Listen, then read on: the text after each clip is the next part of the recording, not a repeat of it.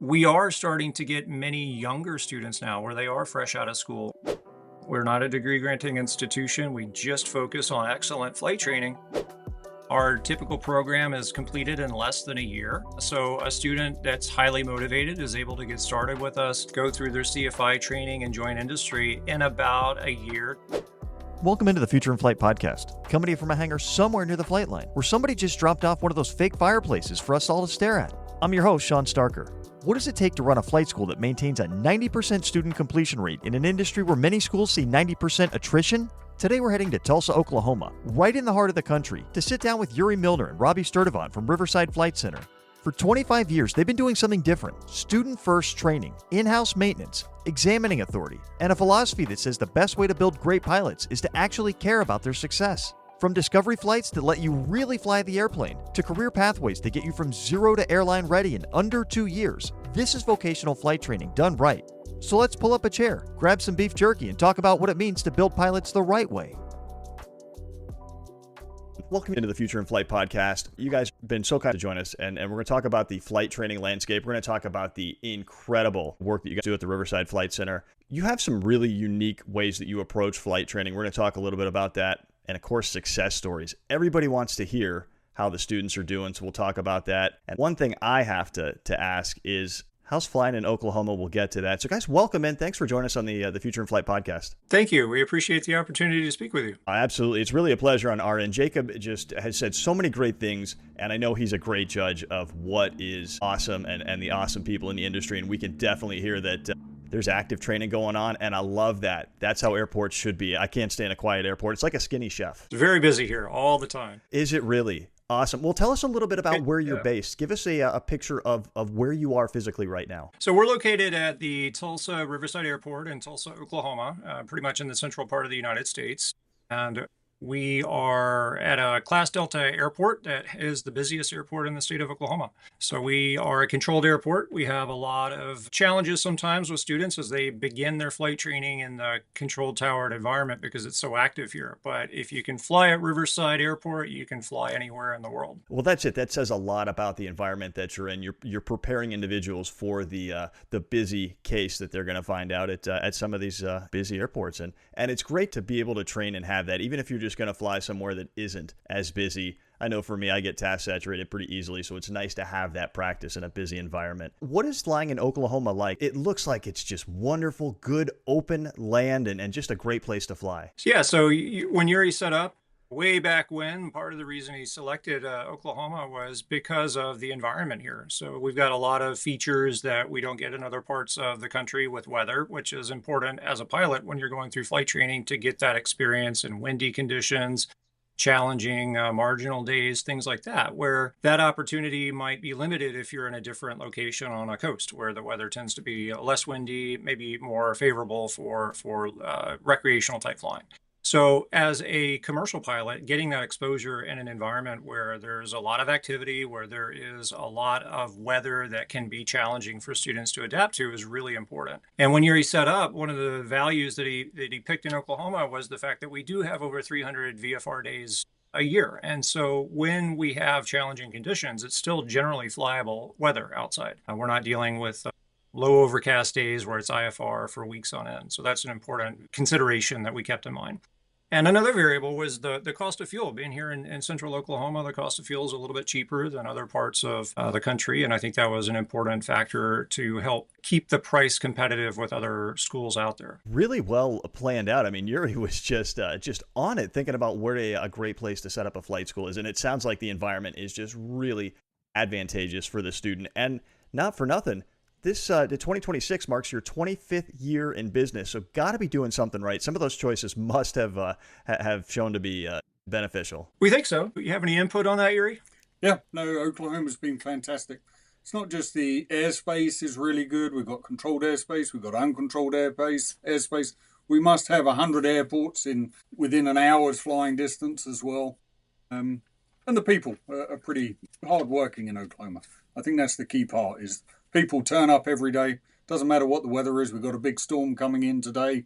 Tomorrow, people will still turn up. A good place to work and do business, and especially fly. It really sounds like it. I mean, you're selling the environment of Oklahoma so well. Let's talk a little bit about the specifics of the Riverside Flight Center. Tell us a little bit about what the school is. I know that you're a Part 141 school, so speak to that just a little bit. Tell us the kind of the basics, and then we'll get a little bit deeper. Sure. So we're a professional flight training school. Our objective is to prepare the pilots for an opportunity to excel in industry as far as commercial aviation is concerned. And when Yuri set up, the mission statement was to be able to provide those competent pilots to industry in a cost-effective manner. One of the challenges that everyone faces is the financial aspect of that. And in Oklahoma, the cost of living is lower than other parts of the country. The cost of fuel and operations tends to be lower as well. So to help keep our prices competitive and to allow the student an opportunity to focus on their flying instead of their financial situation, he elected to set up here in Oklahoma. Being a Part 141 flight school is important from our customer perspective. So Part 141 provides the student with structured training. We include stage checks. We have a senior leadership team that's responsible for overseeing the progress of each student as they go through the flight training. And what's important to us is that everyone succeeds at the end of it. My personal experience was I went to a big box school and I was one of about 130 students that started, but one of only about 3 that finished. And that attrition rate is exceptional. And that's not uncommon within the industry, unfortunately. But I'm very proud to say that we work really hard to make sure our students have a positive and enjoyable experience as they go through flight training. And so much so that when we get to the end of training, more than 90% of the students that start with us will actually finish with us, which is very important for us because our objective is to not take a bunch of money off of people and then say, oh, you're not really cut out for this, or push them away by continuing to charge them for flight time. So what we found is that positivity, transparency, and optimism that we kind of shower onto the student as they go through their flight training is very helpful for them to stay motivated to get to the end. Everything that you have mentioned, from where you set up to the way that you structure the school, is student first. That's what I'm hearing. Really, you have just thought about what it takes to get a student through the school. How did that big picture come about? Yuri, why were you so effective at being able to plan out and go through the steps of what a student would want? I'd worked at maybe 5 or 6 different institutions with flight training, and I took all the parts I saw from other schools that they did really well, and I looked at all the parts that I didn't like about all the schools that I had worked at. And I made sure when I set up the business that I took both of those into account, the positives and the negatives.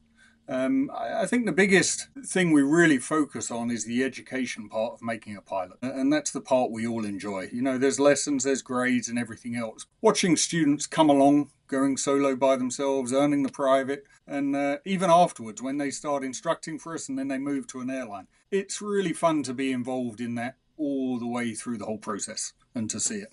It's very rewarding to be part of people's journey to get there. It's got to be just incredible to watch these people come in and become just the birth and the genesis of a pilot, of somebody who's going to be able to enjoy aviation and also be able to have a career in aviation, which is so important. We talk about the pilot shortage that is out there so often. You know, we have so many big numbers. How is your school addressing that big need? I mean, it seems overwhelming when you look at this whole amount of pilots. Are you guys taking in hundreds of students at a time and just sort of trying to feed that number? Or are you taking a bit more of a student first kind of customized approach? We have a balance where we have international students and we have domestic students. Definitely the last 5 years we've had far more domestic students than we have international students. And so it's just focusing on different markets. You know, there's been many times in America where the market's very flat and there hasn't been much training, but there's always other markets that need training.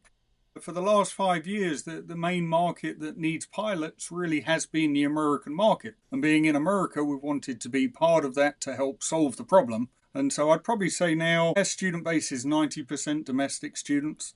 From the local area and really from America all over. We have students from California. It's the cost price of what we do that makes us very attractive for people that are funding this training by themselves and don't want to get in huge amounts of debt. And so we do have a reach well beyond the 3-4 states around us. And being in that international field is something I think that's very valuable for the students that are here because they get exposed to different cultures and different languages and other people from around the world that have a passion for success in aviation. We've been very lucky to have trained pilots from over 95 countries throughout the world since we incorporated way back when. And that's something that I think people appreciate, where we're not just focusing on a specific type of pilot. We train everybody, and we're very excited about being able to offer the opportunity and the gift of a pilot certificate to anyone that's interested in pursuing it. That's fantastic. Really, you take a thing like the international aspect and you put it, again, pilot first. Well, it's going to benefit them because it does benefit people to have exposure to how aviation is in other countries and other cultures. And we didn't even mention the food.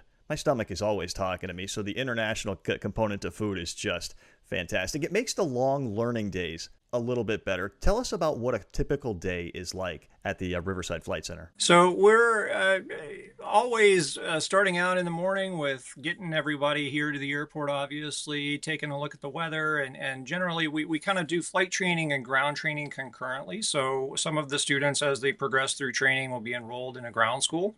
And so they come in, they get started at 9:30. They go through an accelerated format ground school over the course of a few weeks, and they focus specifically on that ground school, which allows them to get through that FAA written exam successfully. We're very proud of our success rate on that. On a written exam, very rarely do we have issues with a student not successfully completing it. So all of the effort that we put into designing the curricula and adhering to the standards is very important for the student's success. Our content and the material that we're covering ensures that when they go take that written exam, that they're going to be successful at it. Then once they're done with, let's say, the private pilot ground school, the typical pathway is the students will enroll in the flight portion of their training. Some students feel like they can shoulder the burden of ground training and flight training at the same time in that accelerated format, and some don't. So we try and create a training profile for every student that fits what they need to be successful with their end goal. If that's a private pilot certificate, if their objective is to get all the way to the CFI, we want to have kind of that individualized training plan that works with their schedule, works with their motivation, works with their considerations in mind so that they're successful at the end of the day. So there is concurrent flight training and ground training happening every day. We work 7 days a week. Some of our pilots and instructors will come in and fly on Sundays. Our traditional kind of office hours are the Monday through Friday, but our airport is always functional. Here at the Tulsa Riverside Airport, we have air traffic control available 7 days a week from 7 o'clock in the morning until 10 o'clock at night. So that FAA control tower is always available for the students to go out, listen to the frequency, hear the activity of what's going on, and pay attention to the busy airspace that's here in Oklahoma. So from a typical day kind of progression, the aircraft are regularly flying. We have an online scheduling system that allows our instructors to kind of see what aircraft are available. The students are able to put their schedule in so that we're able to accommodate their requests for specific flights or specific times. And that system has made it very effective for us to be able to do the flight training and utilize the aircraft as much as we can. That's brilliant. That is really important that you have you mentioned the online system. There's so many instances you hear these stories that people are training. I mean, it's great. They're actively enrolled in training, but they can't get an aircraft. So they can't do their flight lesson. And it just really is, that's not any way shape student first, so that you have this online scheduling system, taking advantage of technology. We're going to talk about that a little bit later as well. It seems like you're kind of plugged into the tech side of things. Let's stay with flight training and tell us what you're flying. What are the students training in? So we operate Cessna 150 and Cessna 172s for the primary flight training. The students typically start in either a 152 or a 172.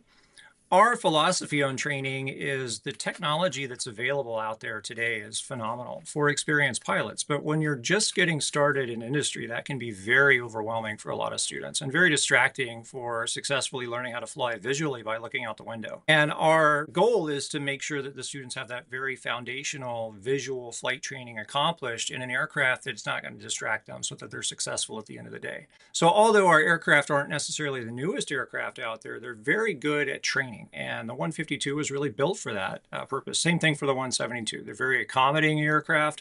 They're easy to control. They're very forgiving. And they're a fantastic training platform. We did incorporate technology in our entire fleet for all of the aircraft that we operate.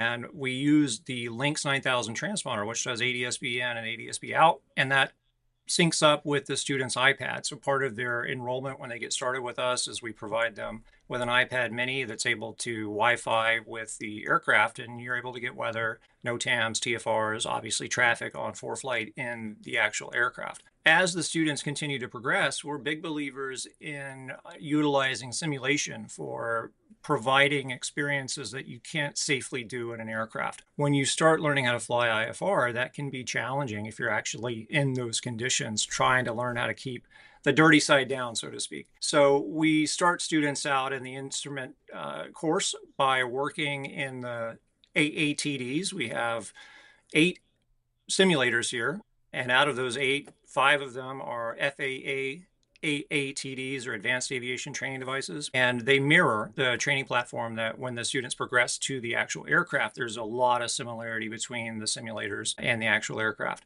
So we're big believers in utilizing simulation. They progress to the instrument training platform, and then eventually they make it to the commercial. We do a commercial multi-engine as the initial certificate, and same thing there. When they enroll in our commercial course, there's a little bit of single engine training that they do to get their experience from a cross-country perspective, and then they move into our multi-engine AATD devices, which are a little bit more, they have a little bit more fidelity, a little bit more technology involved, and they're copied off of the actual aircraft that we operate. So they're designed specifically for the Beechcraft Duchess, which is what we operate in our commercial multi-engine aircraft. We have the airplanes have a bit of technology in them. So we kind of elected to get the students exposed to technology toward the end of their training. And we also have a Redbird device that has a G1000 glass panel with all the autopilot material and content. So they get exposure to that toward the end of their training rather than at the beginning of their training. And what that does is it creates a very solid foundation for us to build off of. So all of our students, they're manually flying the aircraft. They're learning those stick and rudder skills. There's no autopilots in any of our aircraft for that specific reason. As we know that their career in aviation is going to be looking at screens and pushing buttons to make the airplane go from point A to point B. But that's not necessarily the best training platform to start with. So we're really big believers in kind of the traditional ways of flight training, but incorporating the modernity that we have today with technology, the iPad, ADS-B in and out in the aircraft, and additionally simulation as well. Great mix of both. That is a big theme I'm picking up, is that you have just a nice mix of different parts and pieces that make up the Riverside Flight Center, and I'm really excited to learn a little bit more. It sounds like the success stories coming out of there are quite a bit. You've got quite a number to choose from. Give us a cross section or an example of one of your success stories. I think just about every major airline around the world, we have pilots that have graduated our program. Nice. I don't, we're not joined to any airline in particular, because I like to focus just on the training and not what airline someone's going to work for. But I used to get very excited when our first pilots got on with Emirates or American or Delta or Southwest. But that seems to be a common theme now. After training people for 25 years, I can't actually list an airline we haven't had a pilot that's actually gone to work for. My favourite successes is when I get sent pictures and 3 members of the cockpit, the captain, the first officer, and the training second officer all went through our program. And they just got talking about where they trained. They trained in Oklahoma. They know Riverside Flight Center. They worked with Robbie. And, I think that's probably how I measure success, is that the pictures we get back from our past students all actually flying with each other at the same time is very rewarding. But, it's difficult to measure success. I have people flying in Africa doing air ambulance that I think is probably an extremely important job for them. And in Papua New Guinea, delivering aid and medicine, people how do you measure success except for these pilots are doing the jobs in general aviation and in the airline industry very safely? And that's a small part that we play. They do the hard work. We just help them get there. It's a team effort, and the success stories are really dependent on the training staff that we have, the fantastic environment that we have here from an aviation perspective, and then also the students' motivation. The students' motivation is really what drives success. And I think one of the neatest things that I appreciate from a success story is we have in our administration building a massive wall that has photographs of pilots that have made it to the airlines. And so that's kind of the future for our customers when they first start coming in, as they see see all these airline pilots up on the wall flying these big jets and maybe the aircraft that they wanted to go into training in. And we've got hundreds of pictures up on the wall that we're very happy to put another one up there. We kind of run out of wall space at this point, but that's a very motivating thing for a new student when they first get started, is to see that, you can get to the finish line, but it takes hard work, dedication, and focus to make that successful for everybody. So not only on our training staff, but also on the students. That hard work is very important. Obviously, having a plan and going forward with rigid standards and things like that are important for success as well. So our success is measured, I think, when the student accomplishes what their objectives were when they got started with their training journey. Yeah, once again, there you go, putting the student first. You guys keep doing that. I'm getting a theme here again, which is awesome. That's what you want to see in any type of education, and photos are the thing. If you can see it, you can be it. And those people that come in, the prospective students, they see it and they go, yeah, I can do that too. And it's clear that Riverside Flight Center is putting out quite a bit of success into the industry. That is so awesome. You mentioned standards. You've done it a couple of times. Standards, in my mind, if you have high standards, that's going to carry over into your maintenance. Tell us a little bit about your maintenance program, about your on-site maintenance, and how you view maintenance in the overall flight training workflow. So this is a relatively new endeavor for us as a business. About 3-4 years ago, we elected to stop doing the maintenance the way we were, which was contract maintenance, and bring that in-house so that we had more control over it, more oversight, and we could direct the results at the end of the day with it. And within industry, I think you're going to have a very wide gamut of what's airworthy and what isn't. Who makes that determination but the pilot? And so you see all kinds of different aircraft out there and different programs that aircraft are enrolled in from a maintenance standpoint. We elected to bring that in-house. We were very happy with the standards that we put in place that were able to, or helped us to achieve the examining authority that we'll talk a little bit about here shortly. And with that, we learned that those standards are very important for defining what your end product is ultimately going to be. So we made a big decision a few years ago to roll out the maintenance division here at our school. So we've got our own employed mechanics here that work on our aircraft, and that's all they focus on. So they're not having to deal with people walking in, asking them questions or wanting to buy something. They're not having to help a pilot that got stranded at an airport with an alternator issue or something like that. So they're here just to focus on our aircraft. And what we find is that standard of training, but also the standard that we hold aircrafts to when we're releasing them from the maintenance division is very important, because you're training students, and students make mistakes. That's the process of learning. So we want to make sure that a student is in a safe environment to be able to do that. And maintenance is a big part of that. To be successful, you have to have control of that.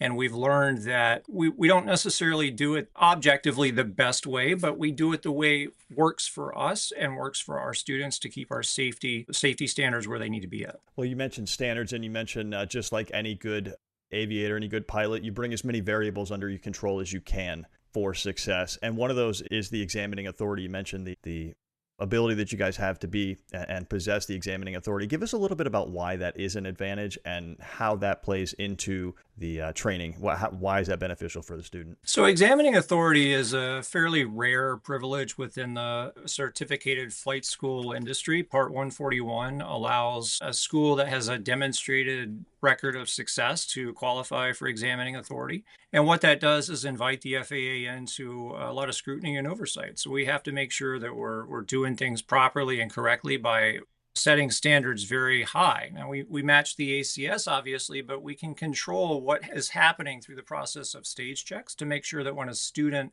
is up for that certification exam, they're not going to have any unknown variables that get introduced. So examining authority is something that really pushed us to make sure that we were setting up for success. The standards that we incorporate on our stage checks are designed to ensure the student successfully completes their certification or FAA written exam without any challenges. And what that means is, if we looked at the school comprehensively, to qualify for examining authority, a school has to maintain a 90% success rate on certification exams for a 24 calendar month period. And we're very proud to say that every 2 years when we go through our recertification, we're able to keep that standard even higher. We're generally floating between 93 to 95% first-time success on certification exams. And that comes back to standards. When we have a student that encounters difficulty as they go through their flight training, which every student is going to have some challenge that they find, we're able to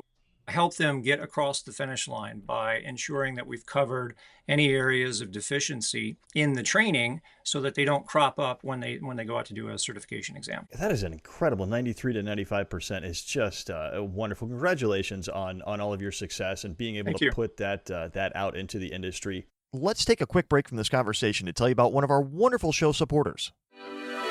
What if I told you there's a flight school with a 90% completion rate, where 90% of the students actually finish their training? That's Riverside Flight Center in Tulsa, Oklahoma. For 25 years, they've been doing things differently, training at Oklahoma's busiest airport, keeping costs about a third of traditional programs, and getting motivated students from 0 to CFI in under a year. Right now, Discovery flights are just $25. Learn more at riversideflightcenter.com or call 918-298-3164. That's 918-298-3164. Tell them the Future in Flight podcast sent you.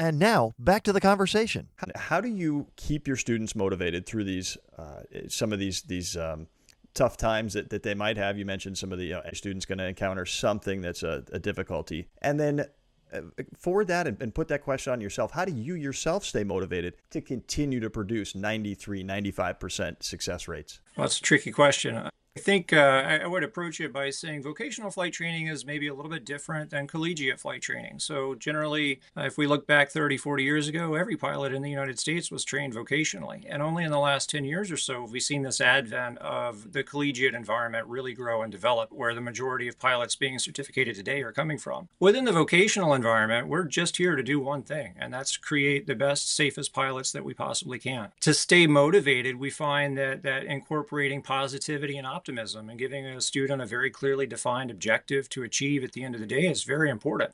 Incorporating humor and positivity is something that's also really important. If a student is not enjoying their experience going through flight training, it's not going to make it any easier for the school to get them across the finish line. So we try and be very transparent, very honest with the student as they're progressing through their training, where areas of deficiency might pop up, but giving them, you'll get there. Let's go down to the other building and take a look at the wall of success that we have of all these airline pilots that at some point in their flight training endeavors encountered some challenge or difficulty that they overcame, and look at where they're at now. So I think that mindset of positivity and optimism is really important for success. And that's what keeps me motivated, is how can I get this student across the finish line? We try and ensure that when we bring on a flight instructor, a lot of our instructors are career instructors. Of course, we do have newer instructors that have joined the team as well, but many of those instructors that are newer have gone through our actual program from going solo with us all the way through CFI. So those same standards all the way through to certification as a CFI are very high. And with that, I think it plays into the student body. If your student body is ultimately training the next generation, that's kind of how this industry develops. And we want to make sure we're putting the safest pilots out there, but we also want to train for success in industry. If you have a pilot certificate or a commercial certificate and you can't do anything with it because you don't possess the knowledge or the skill that's necessary to demonstrate to an employer, that's not going to make you very successful in your career. And that's something that we hold very close as well. It's very important that the student is successful in their ultimate goal. If that's to get to an airline, if it's to fly a bush plane in Alaska, if it's to do air ambulance work, whatever their objective is within industry, we want to help them succeed at getting to that finish line. Well, that's a phenomenal answer to this. And clearly you've been able to stay motivated. You've been putting out positivity for 25 years, and that is just incredible. You've been able to stay the course that long. Really. We're talking to prospective students. They're considering Riverside. Well, they're considering training just in general. Like, I think I want to go through and become a pilot. I think I want to do it for a career. Is there anything that you see from your vantage point that this student might want to focus on? Are there any gaps that you're seeing in these students that you can speak to generally? Say, well, you see a lot of students that come in that maybe are in need of this particular skill. So if you come in with this skill, you might have a better chance of success. Listening to critique, I think, is the best.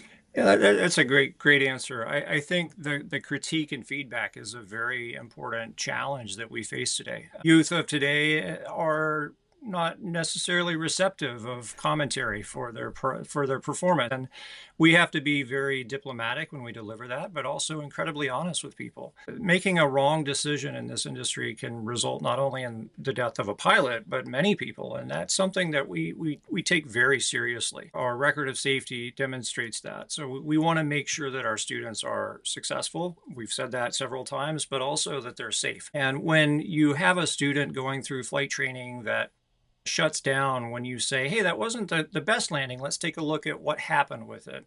But you can't carry a dialogue or develop that conversation any further, the student tends to shut down. And so we try and figure out ways of motivating the student to overcome whatever challenges they've encountered as they go through flight training.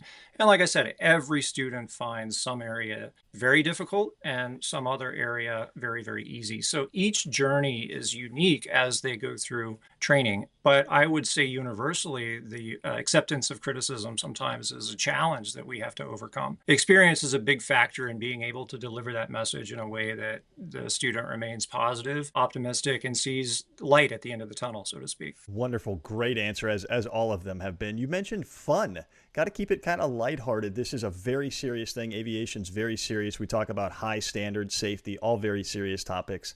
Let's talk a little bit about the fun aspect of aviation. How do you promote that within this fast-paced, career-focused environment? Well, we've got a lot of success with discovery flights. I think that's something where students that maybe are on the fence about proceeding with flight training, or they don't know if aviation's for them, whatever, we'll talk to somebody and say, hey, you should go do a discovery flight. And what we try and do on our discovery flights, I think, is a little bit different than what happens within the rest of the industry, where it's an opportunity for a potential pilot to learn if this is what they want to do or not. And I think back to one of my first flights in an airplane, and the flight instructor did everything. So I didn't really discover flight. I was in the airplane looking out the window thinking how amazing that opportunity was. What we've tried to do a little bit different is we do kind of a mini lesson with the student when they show up, and we walk them out to the airplane, answer any questions that they have, try and provide a little bit of ground instruction on pre-flighting the aircraft, and then we get in and we say, look, this is your opportunity to discover flight. If you want to do the takeoff, we'll let you do the takeoff. If you want to talk on the radio, we're going to get you on the radio. If you want to do that landing, we'll let that happen as well.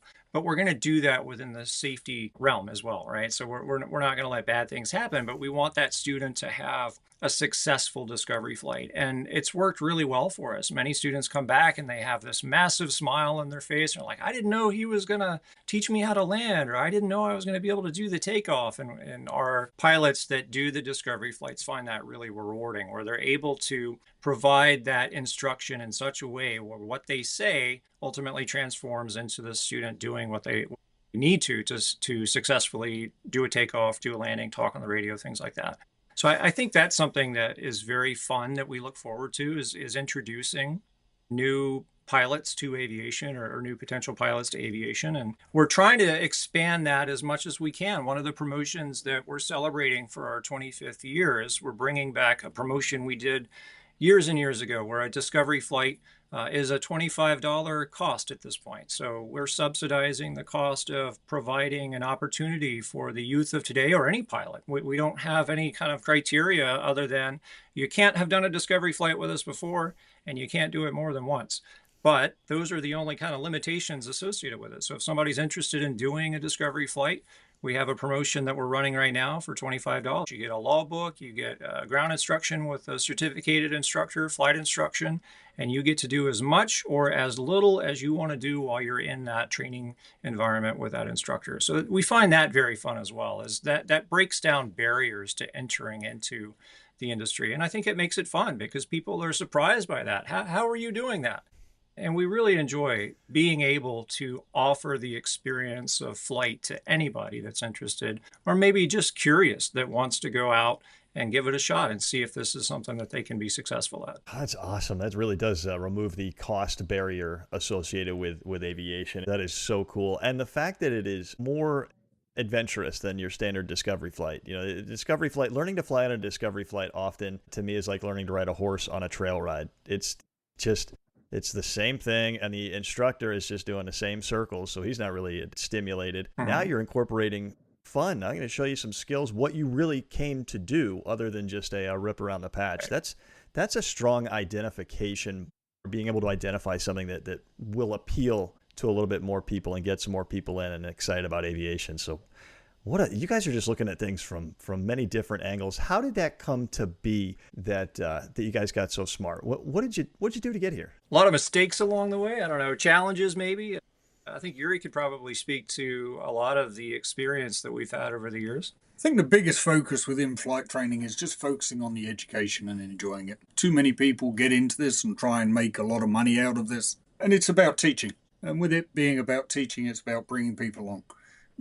Our primary focus isn't just making money. Our primary focus is making excellent pilots. And that's what I've always enjoyed doing for 30 years. And to be able to do it within my own environment with people I've found and worked with me for 20 years, and to control the environment that I think is a very good school environment for people to learn, that's kind of always been my motivation. Every time I fly, I feel it's a privilege to fly. Every time I get to teach and fly, I realize how lucky I am. Every time I get out of a plane and watch someone go solo and land for the first time, I really feel like I've achieved something. I remember the first time they taxied and tried to take me off the runway, and then you watch them actually land and do good and everything else. It's just a very rewarding experience. And so I think the primary thing is to focus on being as good as you can with the skill set you have, and not focus too much on the financial side. It's like the Discovery flights. I'm pretty certain we lose $50 to $70 on each one of them. But if it gets 10 people actively involved and doing it, then it gives a little bit back, and hopefully they'll spend it at flight training providers like us. And so it just completes the circle. And so you have to give a lot back to the industry that's given you so much as well. Does that make sense? Percent. You have just go ahead, Robbie. Yeah. I was just going to say, to add to that I think aviation and pilots in general are just such a small community that our objective is to grow that. We want there to be more pilots that want to do it correctly, that want to be safe, that want to contribute to the success of the industry. And being able to offer the experience of flight to anyone is a reward in itself. When we travel or go across the United States or around the world to speak with other potential students, we always run into somebody that we've worked with or that we've trained with or that at some point did something with us. And we find that really rewarding as well, as to be able to encounter those pilots that are now either successful in their career or are still flying, but maybe not doing it necessarily as a career. And you run into these pilots at airports. So when we're at other airports, it's really neat to kind of connect with the family members that we've trained over the years. And you're here going through flight training. It doesn't happen in one day. So you develop a relationship, you develop a friendship with many of your students as they go through the flight training experience. And that is something that is a lifelong reward in my mind. I love it. You mentioned connecting. It's great to connect with people. If somebody listening wants to connect with you, with Riverside Flight Center, how would they do that? Are you on social media? We do have social media. We have a Facebook page at facebook.com/Riverside Flight Center. We're on Instagram as well. So we're on Facebook, we're on Instagram. I'm an old-fashioned guy. We have a telephone number, 918-298-3164. You can give us a call, or you can send us an email, info@riversideflightcenter.com, and we would be happy to outline what the training plan can be for you, what your success story is ultimately going to come to. So we have a variety of different ways. We have people that stop in on a regular basis to ask questions 2 or 3 times a day.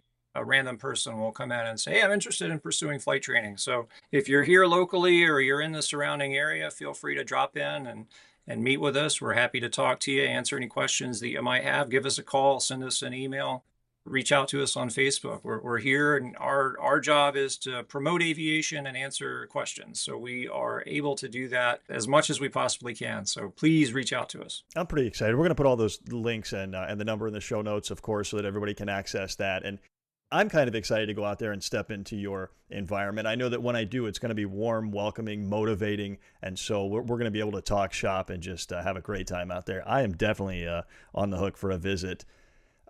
We want to cover the future of flight training and where you guys see that going. So talk a little bit about where you see the future for flight training and kind of how you're looking to integrate into that. So what we've learned over 25 years is that this industry is continually changing, and the advent of technology that we have in the flight deck now is just amazing. The iPad has been out for, I think, 13, 14 years or so. And we were a pretty early adapter of joining that movement and getting the iPad into the hands of the students. And it was a challenge to adapt to that, but we overcame it. And that's part of our curriculum now, where we have an iPad. The student goes through their flight training utilizing that electronic flight bag and accessing the content that they need to through the iPad in the aircraft, on the ground, through Wi-Fi, whatever. So that technology development is something I think that was a challenge. The ADS-B in and out was another one. As we look to the future now, I think that the future is going to be much the same as the past, where we have all these regular changes that we have to adapt to in order to continue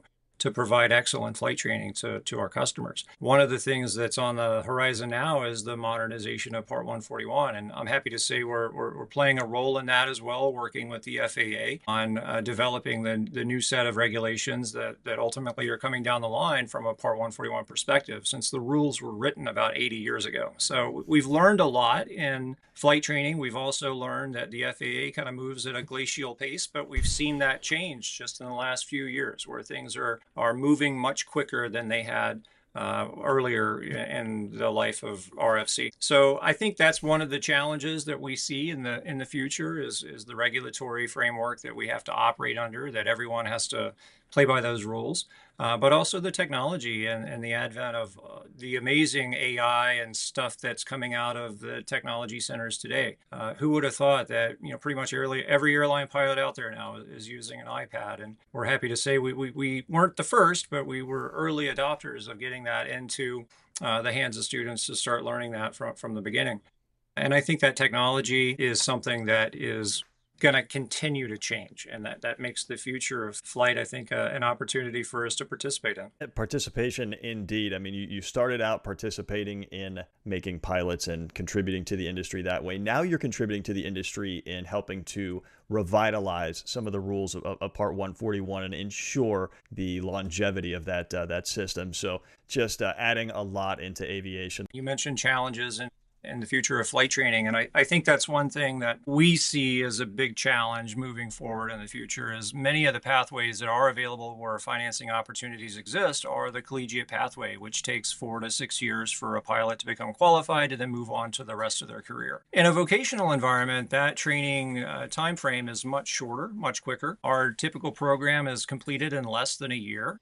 So a student that's highly motivated is able to get started with us, go through their CFI training, and join industry in about a year to 14 months. So they're already building hours to go to the airlines and move to the future in maybe about a year or so. So within about a 2-year time frame for highly motivated individuals, you'll be sitting in a jet flying for an airline. But one of the biggest challenges that we've continually faced as a vocational flight school, we're not a degree granting institution, we just focus on excellent flight training. One of the challenges that we faced with that is the financing opportunities that exist within vocational flight training. The challenge that you mentioned earlier is the cost of aviation. It's a very high bar to get to be able to pay for your flight training and go through training. And you could do that by getting a loan and going to college. It costs 2 or 3 times as much as what our program price would be. And it's going to take 2 or 3 times, probably longer than that, to get to the finish line at the end of the day. And then you're saddled with a massive amount of debt if you elect to go the collegiate pathway. In the vocational pathway, we're about a third of the cost of some of the other flight schools that are associated with colleges out there. But the challenge with that is financing. So I would say that's one hurdle that is a big barrier for many aspiring pilots to get into the industry. We have a lot of people that come in and talk to us, and many times that conversation ends when we talk about the limited financing opportunities that exist within the vocational flight training realm. Yeah, that is a huge barrier to entry. I mean, it's not just the fence around the airport that's kind of intimidating. It is the cost. But you mentioned that you could be in industry in 24 months really making a living, right, on your way to a career that is will kind of give you the financial freedom that maybe they're looking for. What would you say to those folks that come in, they look at these limited financing options? What is that message to them? We are trying to expand that. We're working with some companies. We had private financing a few years ago, and then with the uncertainty, I think, within the economy, that got paused. So we're really working to try with those third parties to encourage them to open that pipeline up again, where the students that want to get into it, that want to be successful and want to join industry are able to do so.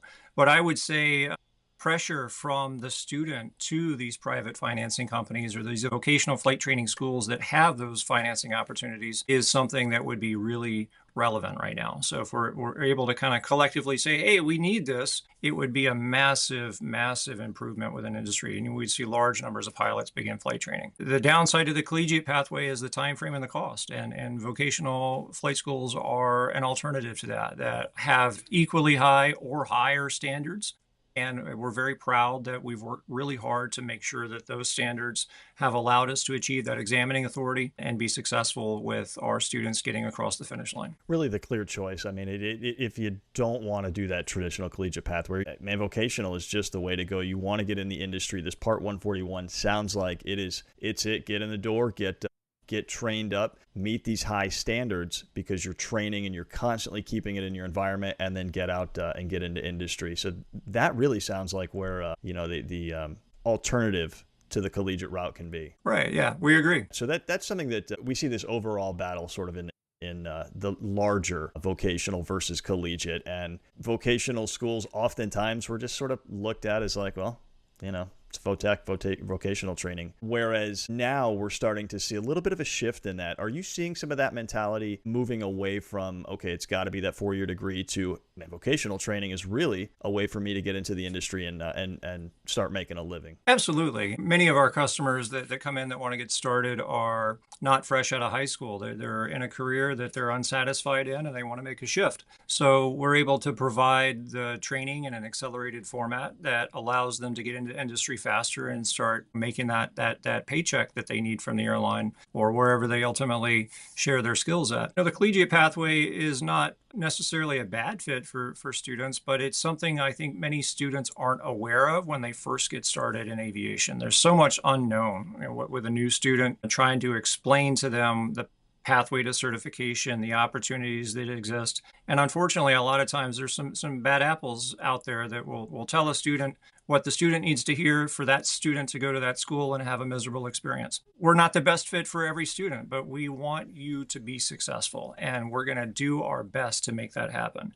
With the change that we've seen from the collegiate kind of pathway over, I'd say, last 10, 15 years or so is really where that has blossomed. We are starting to get many younger students now where they are fresh out of school, or their parents see this as a pathway that's going to allow them to get into industry, start building hours, and go to the airlines. At the same time, they can do a degree online that is substantially less expensive if they want a degree. When the major airlines dropped the degree requirement, that was something I think that opened the door for a lot of people to say, hey, we don't have to go this way. There are other pathways that we can choose. And I've been doing this a long time. I haven't found a pilot that has a degree that flies better than one that doesn't. So I think the education can be just as high quality, just as high standards, and ensure the same success that either pathway would allow for a motivated student. Great breakdown. We have mentioned Sure. When you get through this program, going to airlines.